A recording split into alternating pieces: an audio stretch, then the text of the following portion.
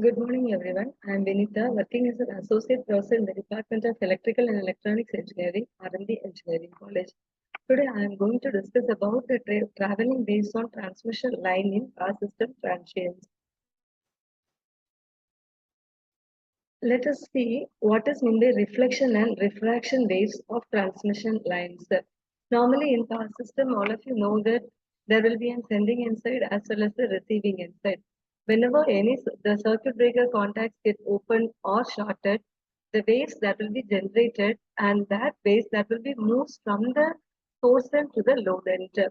So during this process, since these voltage and the current wave will be propagating as a wave, it will take only a short duration to reach at the other end. And these waves, it may be that is while propagating, these waves may be reflected and part of the wave that may be refracted. Okay. So during this reflection and refraction, how the waves that will be generated and how it will be propagating. So what is the propagation constant? What is the refraction and reflection time constant? All those things we can see now. So, whenever any abrupt change in the parameters of transmission line, such as any open circuit or any short circuit in the transmission line, what will happen means part of the wave that will be reflected and the part of the wave that will be refracted along the transmission line. And during this process, the value of voltage or current, it may be varies from 0 to twice its initial value. And in this, the incoming wave, which is called as incident wave, and the other waves are called as reflected or the refracted waves. So the refracted wave, which is otherwise called as transmitted waves, and these waves that will be analyzed with the help of Kirchhoff's law. And here, the current and voltage at any point on the transmission line is written by V is equal to cos px plus z naught by zt into sin px divided by cos px plus zr divided by zt into sin px into E of x. And similarly, the magnitude of current can be written as 1 by z naught into cos px plus z naught by zt into sin px divided by cos px plus zr by zt into sin px into E of x. Now, the solution for the above two equations, that is the voltage and current, can be written as V of x is equal to A into e power px plus b into e power px. And similarly, I of x is equal to 1 by z naught into A into e power px divided by A into e power px plus b into e power minus px. Now, from this, the voltages can be written as, that is, the voltage expression in terms of reflection and refraction wave can be written as V of x is equal to V1 plus V2, where V of x is the input voltage and V1 is the reflected wave and V2 is the refracted wave. Similarly, I of x is equal to I1 plus I2, where I of x is the incident wave or otherwise called as input wave, and I1 is the reflected wave and I2 is the refracted wave. And here, from this expression, the value of I1 can be written as, we know the formula for I1, I is equal to V by Z, and here it is written as V1 divided by Z naught. That is equal to A into e power px divided by Z naught. And this may be termed as forward traveling wave. And similarly, I2 can be written as minus V1 divided by Z naught. That is equal to the coefficient of V1 is equal to minus B into e power px divided by Z naught. And this will be termed as backward traveling wave. And here, when the wave that will be travel backward, its polarity gets changed. And so that I2 is equal to minus B by Z naught. Now, the total, that is after calculating, after substituting all the values, and finally, if you find the value of B, it can be written as e power px into 1 plus z naught by zt plus e power minus px into z naught by zt into 1 minus z naught divided by zt divided by e power pl into 1 plus z naught by zt plus e power minus pl into z naught divided by zt into 1 minus z naught divided by zt into E of x, where Z0 is the source or the surge impedance and ZT is the line terminating impedance. And here now we need to apply the boundary conditions. So we can apply x is equal to 0 from the load end and x is equal to L at the source end. So if you substitute x is equal to 0 here, our expression becomes here in this, if you substitute x is equal to 0 here, e power 0 is nothing but 1. So that we will be getting 1 plus z0 divided by zt. Similarly here, if you substitute e power x is equal to 0, and again if we simplify these expressions, we will be getting z0 by zt minus z0 by zt, that is equal to 0. So in the numerator, we will be having only 1 plus z0 divided by zt divided by, here in the denominator, we don't have any x terms. So no need to substitute anything. So we can write the same expression as it is in the denominator. Now this can be written as b is equal to 1 plus z0 divided by zt into e of x divided by, the denominator can be written as d. Now the total voltage across the load impedance is given by zt, that is equal to V is equal to Vi plus Vr, that is the total voltage across the load. It is given by V. V is equal to sum of the incident plus the reflected wave. Therefore, V is equal to, we can write Vi plus Vr. Now, we can derive the expression for reflection coefficient and refraction coefficient. We can see the definition for Kr. Kr is nothing but the reflection coefficient, can be defined as the ratio of reflected voltage divided by the incident voltage. So this is the formula of incident voltage and this reflected voltage, and this is the formula to calculate incident voltage. So if you take the ratio between these two, we can calculate the value of reflection coefficient. And we can calculate the value of the refracted coefficient Kr. The formula to calculate refracted coefficient, that is equal to total voltage at the junction divided by the incident voltage at the junction. So total voltage at the junction is nothing but we have to substitute the value for Vi plus Vr divided by incident voltage is nothing but 1 minus Z0 divided by Zt. So if we substitute the values and simplify, so that we will get the expression as 2 into Zt divided by Zt plus Z0. And here, this diagram that shows the reflection and refraction of traveling waves. The first diagram that shows the just the input to the input from the source center. And here, normally, whenever the wave that travels, any one wave, it will not travel alone. Always, it will be carrying its corresponding path. For example, if the voltage transient is generated, means it will be carrying its current wave also. So the two waves that will be traveling at the same time. Now the voltage wave that will be represented as V1 and the current wave will be represented by I1. And here this is the termination. And whenever the voltage or the current waves that will be reaches this junction, what will happen means there may be a possibility of reflection as well as refraction. And here, since the transmission line which is divided into two sections, its corresponding impedances are represented by ZA and ZB. Now, after this process, that is after or when the wave that reaches this junction, part of the wave that will be reflected back. Here you can see V1 and I1 are the incident wave, V2 is the reflected wave, and V3 is the refracted or the transmission wave. So here if it reaches this junction, part of the voltage wave that will be reflected back and the remaining part that will be refracted. Refracted means that will be traveling in the same direction of the input wave. And similarly for the current wave also, here the direction of the reflected as well as the refracted wave that is given here. Now we can write the expression for reflected wave as well as the refracted wave. Here the reflected wave that will be represented by V2 or it may be I2. So V2 can be written as ZB minus ZA divided by ZB plus ZA into V1. And this term will be written as A, where A is the reflection coefficient and the value of A that lies between -1 and +1. Therefore, we can write V2 is equal to A into V1, where A is the reflection coefficient. And now we can write the expression for refraction coefficient. So refracted wave can be written as V3. So already we have derived the expression for this refracted wave, that is 2 into ZB divided by ZB plus ZA into V1. And here this term can be replaced by B. So what is B? B is the refracted coefficient.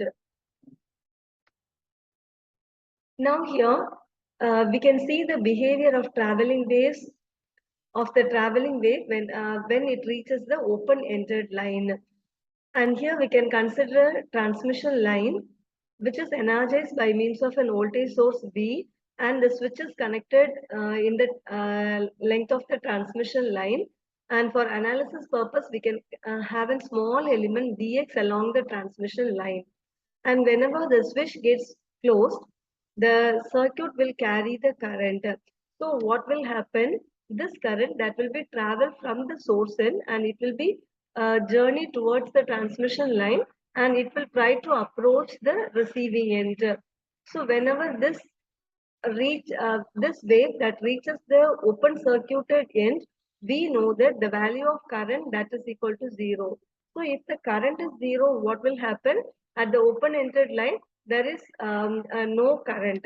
So we can write the expression as, see, listen, when a switch is closed, we can write the expression for Z. Z is equal to V by I, where Z is nothing but the characteristics impedance or the source impedance of the transmission line. And for analysis purpose, we can consider small element dx along the line. And during this process, that is, whenever the current that flows from the source in towards the open-ended line, since the current is 0, what will happen means the energy stored in the system that will be reaches to 0. That is, we know that the energy that will be stored in two forms. One is nothing but electromagnetic form, and the one is nothing but electrostatic form.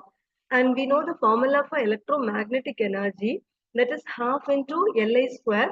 And since we'll be considering a small element dx, we can write the expression as half into L into I square into dx.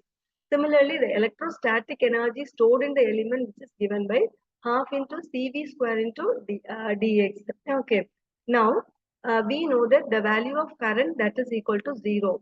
So, if the value of current is equal to 0, the electromagnetic energy, that is the energy stored in the form of magnetic field, that is equal to 0. That is, the energy stored in the magnetic field will be immediately transferred to the capacitor. And so that during this transformation process, if we write the expression half into Li square into dx, that is equal to half into Cv square into dx. And here we can strike out the common terms dx, half, and finally we'll be getting E is equal to Iz. So what is Iz? It is nothing but the voltage. So now here already we have the that is, we have the source voltage V. In addition to this, at the open end, the voltage developed by the circuit is V. So totally the voltage is nothing but V plus V, that is equal to 2V. So that we can study by means of drawing the waveforms. So here initially we can draw the basic or the reference waveform E as well as I. So if you take the first waveform, so I just explained that if any one wave is generated, immediately it will call it spare also. So the current wave that also started from the source end, and that will be moving towards the load end. Now what will happen? So this voltage wave as well as this current wave, that will be moved step by step, and that will be reaching this termination. So whenever the voltage or the current wave that reaches this termination, what will happen? There may be a reflection as well as refraction. That is, part of the wave that will be reflected, remaining part will be refracted. See, so if this wave that reaches this junction, as per our theory, the voltage becomes E plus E, that is equal to 2V. So here at this open-ended line, the magnitude of voltage that increases by 2. So here the voltage is nothing but 2E. So from this junction, part of the 2E that will be reflected back and part of the voltage that will be refracted in the same direction. So this is nothing but refracted wave and this is the reflected wave. Similarly, if you draw the waveform for current I, what will happen? The magnitude of current till this termination is nothing but I. Here what will happen? I actually after this termination, there is an open circuit. So the current cannot flow. So immediately what will happen? From this termination, there will be a reflection. At this open circuited end, the current that is equal to 0. So in order to get the current, there is an minus I, magnitude of minus I that is started from this open-ended line and that will be traveling backwards towards the source side. So now if you take the magnitude of plus I and minus I, it becomes 0. That is shown here, plus I. Here in the backward direction, we have plus I and minus I. So plus I minus I that is equal to 0. So here this is the wave that is drawn for this condition. I plus I and minus I that is equal to 0. Now uh, this current, the magnitude of current is nothing but 0 now and the voltage is nothing but 2E. This voltage now that will be propagating step by step and it will reach as the source center where the source voltage is only V. But this reflected voltage that is more than the source voltage. It should not be, this condition should not occur actually. So immediately what will happen means a magnitude of minus E voltage wave that will be initiated from the source end and that will be moving towards the termination again. So immediately what will happen? It will be calling its pair also. It is nothing but minus I. Now minus E and minus I that will be generated from the source end and that will be moving step by step and that will be reaching this junction. Similarly, this process continues whenever the waves that will be reaching the terminations. This is for open-ended line. Similarly, we can see the reflection and refraction wave for short-circuited line. So for short-circuited line, we know that for a short-circuited line, the end of the transmission line, which is shorted, and if it is shorted means voltage is equal to 0 and current will be high. So here again we can apply the same condition. The energy will be stored in the form of electromagnetic and electrostatic. Since the value of voltage is equal to 0, the electrostatic energy that becomes 0. So immediately what will happen? The energy stored in the capacitor will be transferred to the inductance. And therefore the value of I becomes I is equal to V by Z that is equal to capital I. So during this short circuited condition, at the end of the transmission line, we will get the magnitude of the current as I plus I that is equal to 2I. That we can see after drawing this waveform. See here same diagram here and here we can consider small element dx and whenever the switch closes the waves that will be initiated from the source and moving towards the short circuited end. So voltage wave, current wave. And then what will happen? This E as well as I both will be reaches this short circuited end. So when this wave that reaches this short circuited end, what will happen? Here after this termination, since it is shorted, the voltage wave cannot propagate further. So immediately there is a reflection from the short circuited end with a magnitude of minus E.